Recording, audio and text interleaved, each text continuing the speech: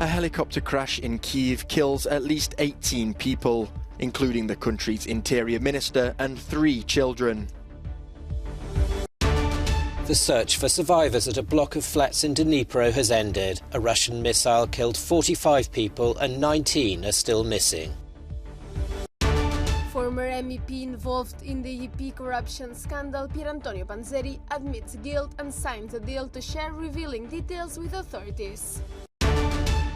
2 former TV executives deny football corruption charges at a New York trial.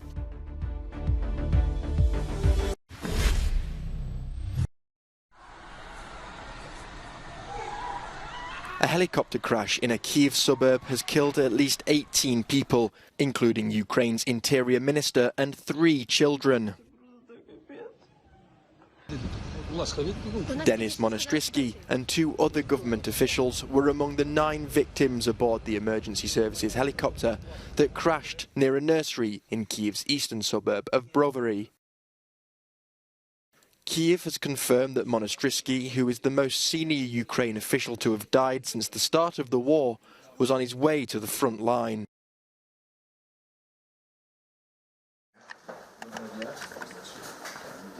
Monastrisky was in charge of the Ukrainian police and other emergency services.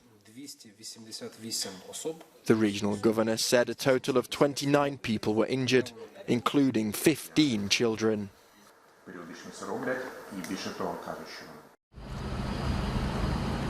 The search and rescue operation through the rubble of an apartment block in the Ukrainian city of Dnipro has ended.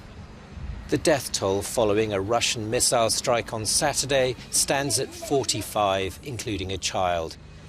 At least 19 people are still missing and a further 79 people injured.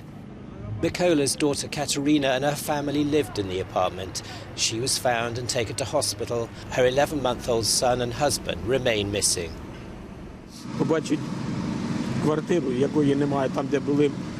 To see the apartment that's no longer there, where my children were, my grandson that perished in a single moment. Be damned that Putin and all of his scum entourage.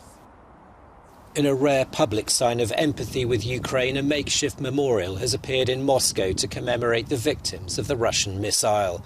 Flowers and toys were laid at the foot of a monument to a prominent Ukrainian writer, with a photo of the destroyed building and a sign reading Dnipro 1401-2023. The Kremlin's denied targeting the building.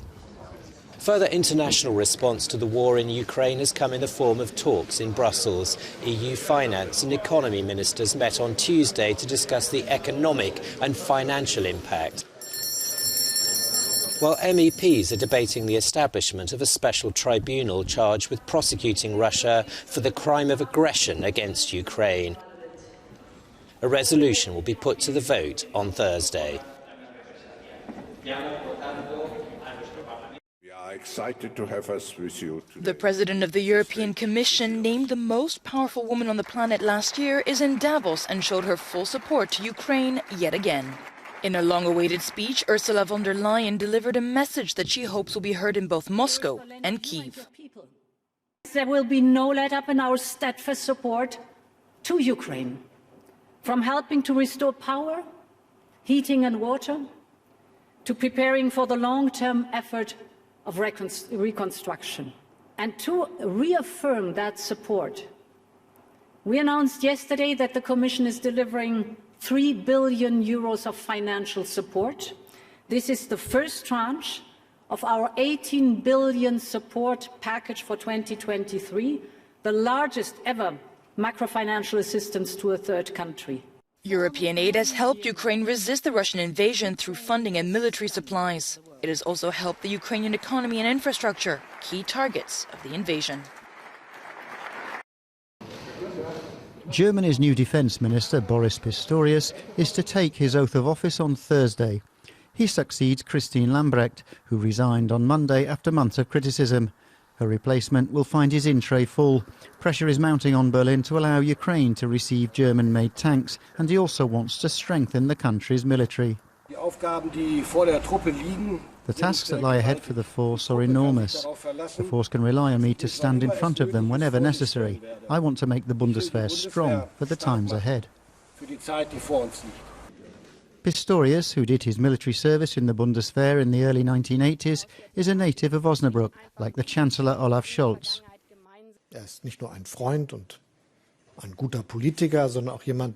He's not only a friend and a good politician, but also someone who has very, very much experience in security policy, who's worked very openly and closely with the Bundeswehr, and he also has the strength and calmness needed for such a big task in view of the current change of times.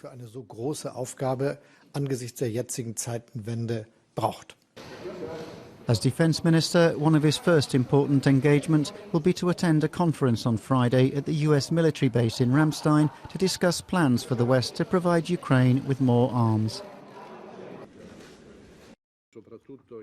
The central figure in the corruption scandal at the European Parliament, the former MEP Pierre Antonio Panzeri, has admitted guilt and signed a deal to share details with Belgian authorities. In exchange for a limited sentence, he will make substantial and revealing statements about the cash for influence corruption scandal linked to Qatar and Morocco. According to the Federal Prosecutor's Office, he will reveal information about the modus operandi of the criminal organization, the financial arrangements, and the involvement of known and unknown persons. And this will include the identity of the persons he admits to having briefed. Some MEPs hope this will help to accelerate the investigation. Panzeri's decision to cooperate with the Belgian authorities could open a window to speed up the unraveling of this huge scandal of corruption. Let's hope that we will have more names and we will go closer to the truth as soon as possible. Belgian media has reported that he allegedly confessed bribing with 120,000 euros another socialist MEP, Marc Tarabella. According to his lawyer, Panzeri has agreed to 1 million euros confiscation and a 5-year suspension sentence, but he will just remain in prison for a maximum of a year. It is the second time in Belgian legal history that this kind of memorandum of repentance is signed. Aida Sanchez Alonso, Euronews, Brussels. The trials began in New York of two former executives of the US company Fox and the Argentinian agency Full Play. Hernan Lopez and Carlos Martinez have pleaded not guilty to charges of corruption, bank fraud and money laundering as part of the so-called FIFA-Gate scandal. The US court alleges that between 2005 and 2015, the defendants paid annual bribes and kickbacks to officials of the South American Football Confederation in exchange for lucrative broadcast rights. They also allegedly gained insider information to secure US broadcast rights to matches at the 2018 and 2022 World Cups. The case is part of the so-called FIFA-Gate corruption scandal that rocked world football's governing body in 2015, costing then FIFA President Sepp Blatter his job. Trans rights supporters have accused the UK government of transphobia after blocking legislation passed in Scotland aimed at making it easier for people to self-identify as transgender without the need for a medical diagnosis. London says the legislation could have an impact on equality laws that apply across Great Britain. They're lying when they say it's about anything other than transphobia. There is nothing about that act that will overrule or damage the Equality Act as it stands in the UK. Seeing the UK government step in to stop Scotland from improving their gender recognition reform basically says that the UK government is so committed to not letting trans rights improve within the UK that they are willing to damage their reputation and their relationship with Scotland to do it. Statement.